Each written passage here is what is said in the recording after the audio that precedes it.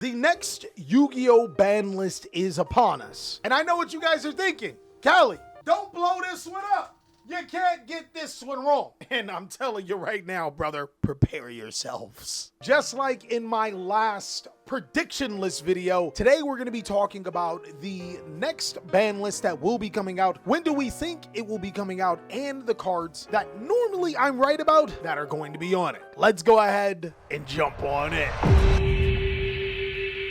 What's going on with ya, big dog? And it is an amazing day for Yu-Gi-Oh! I hope that's your day phenomenal. But if it isn't, don't let what happened at the beginning of your day ruin the rest of your day. Today, big dogs, not only will I be looking at you guys' ban list that you put inside of my Discord. By the way, go ahead and join the Discord if you want to, I don't know, be a part of an awesome community. But I'll also be giving you my thoughts and my opinions on the ban list because they normally are right. But before, let's do a little bit of a warning. I did not have relations with that woman. I mean, what?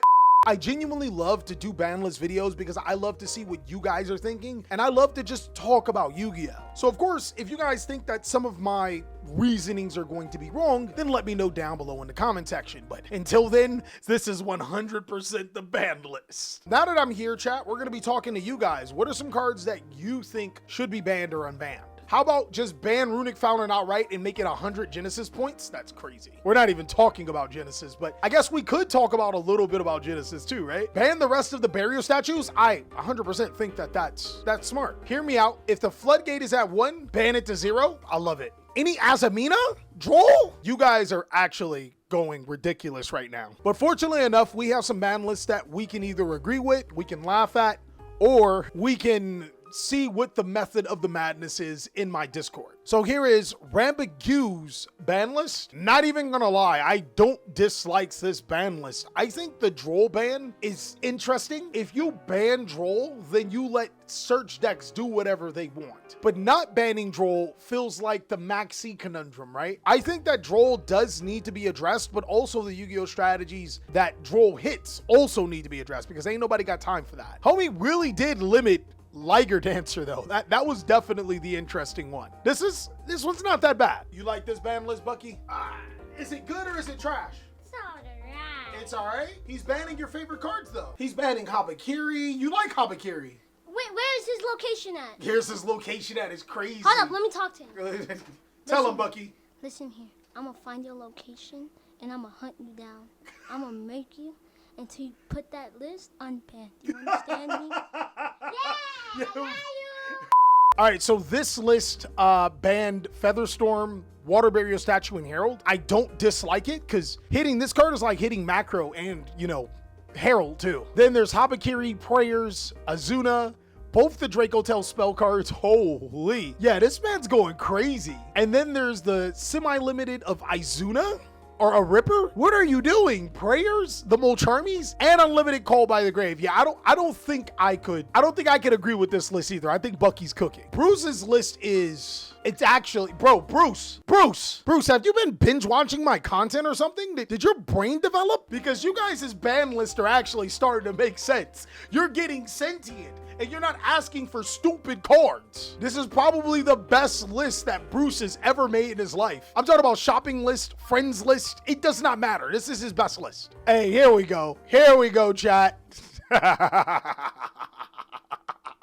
Somebody's been getting cooked by Mermel and really loves Kashtira. What kind of list is this? Mermel needs to be banned. It's too good. I'm not gonna lie, a lot of you guys are on track on what the cards that, roughly the cards that should be hit when it comes to ban lists. You guys might not ever need me again for any type of prediction list, but I do think what you guys lack is direction. Understanding why Konami wants to hit certain cards and why their approach on certain things is going to happen is very important. It allows you to be able to understand what are some cards that are going to be addressed or some strategies that are going to be addressed. If you guys look ahead in the next Yu-Gi-Oh sets and this current Yu-Gi-Oh set, Phantom Revenge, that's coming out this week, you guys have noticed something that most Yu-Gi-Oh players may not have. The big thing is that this set pales in comparison to the other sets that we've experienced. Crossover Breakers and Justice Hunters are far stronger than Phantom's Revenge and have been stronger than both Dooms of Dimensions as well as Duelist Advance. While there are going to be some strategies that are going to survive, this list is going to be closer in tune to a murder list. I think this ban list is going to address decks that are performing very well and hit them so the new decks can keep up. It's not going to completely destroy those decks, but it's going to present itself in a way where all of the most powerful decks get hit, allowing decks from Phantom Revenge to become the forefront of Yu-Gi-Oh! And then allow the next set to be the tone setter. So on my list, I'm going to address the cards that matter first, and then we can debate about the cards that don't, like, you know, the cards that are like accessories to a ban list. And I do think that they take a page out of Master Duel's book and they hit something Malice. I think Malice gets another hit. It is the 4th best deck in the room, and once you hit the top 3 decks, it immediately becomes the best deck in the game by far. Banning Malice Red Ransom or addressing Malice again in some way or shape or form, maybe even just Chessy Cat to 1 as well, is something that's very possible on the table, and it's simply because, well, not because Malice is the best deck or because Malice is problematic. It's simply because allowing the other decks from Phantom Revenge and going forward to be able to thrive, Malice is going to need another hit. I also think that Konami subtly addresses some of the other problem cards in the game. That is going to be one of my favorite cards, aesthetically, not necessarily effect-wise. I think that Arc Lord Christia randomly gets hit on the ban list. In case you guys didn't know, or maybe you didn't pay attention,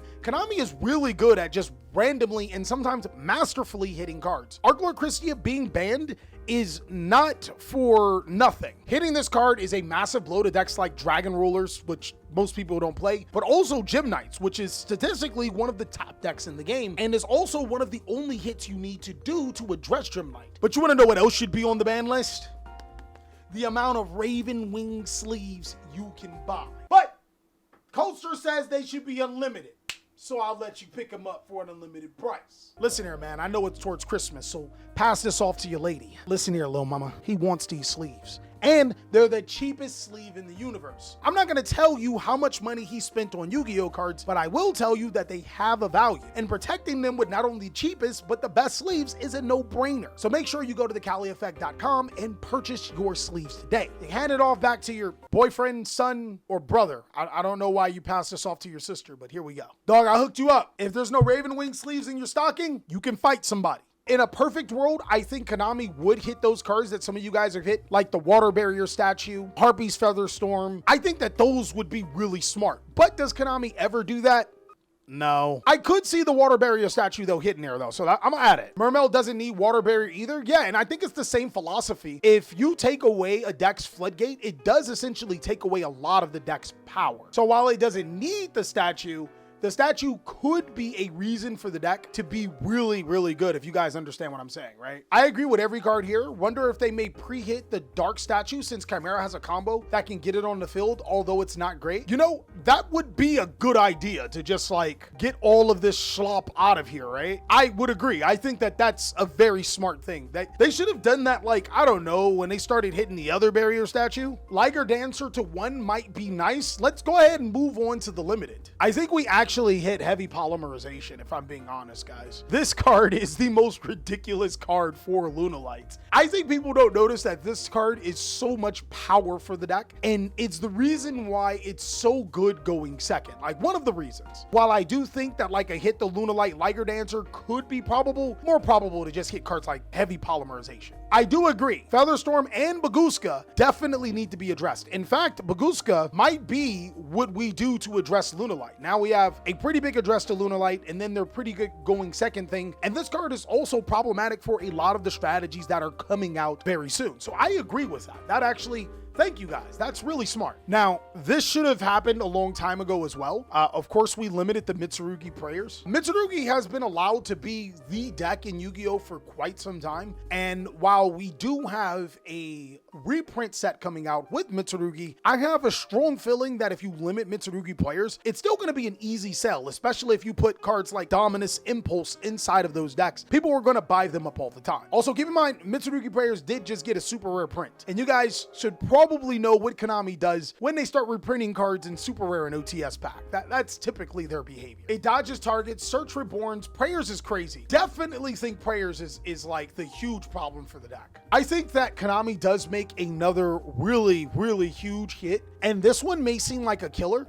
Snatchy to 1 is, in my head, one of the biggest things that you can do for the deck without killing the deck, but also letting you know its place. Every time I look at a ban list, there's always this whoa hit. Last ban list, not the emergency Floodgate hit ban list, we saw K9 cards or Vanquish Soul cards get hit to almost oblivion. Hitting Yummy Snatchy, in theory, doesn't kill the deck, but it might hurt the deck's ability to be able to blend with other strategies because you always don't have that Link 1 Snatchy that can get you in the combo. I think Finmer hit because they finally got him super rare. They're getting him super rare in April, dog. Thoughts on Fimena and Lucius to 2? Oh man, we'll talk about semi-limited in a second. But for limited, I have Izuna to 1. Izuna is one of the most interactive engines in the game. It's also one of K9's best cards, allowing you to be able to play on your opponent's turn. I think that Konami addresses cards that allow you to play on your opponent's turn by hitting both Izuna and toning down the game by hitting Finema. Some people may argue that this is like the hits that'll kill the decks. I strongly disagree. I tried to sit there and figure out what makes these decks really good, and the ability to be able to play on both players' turns at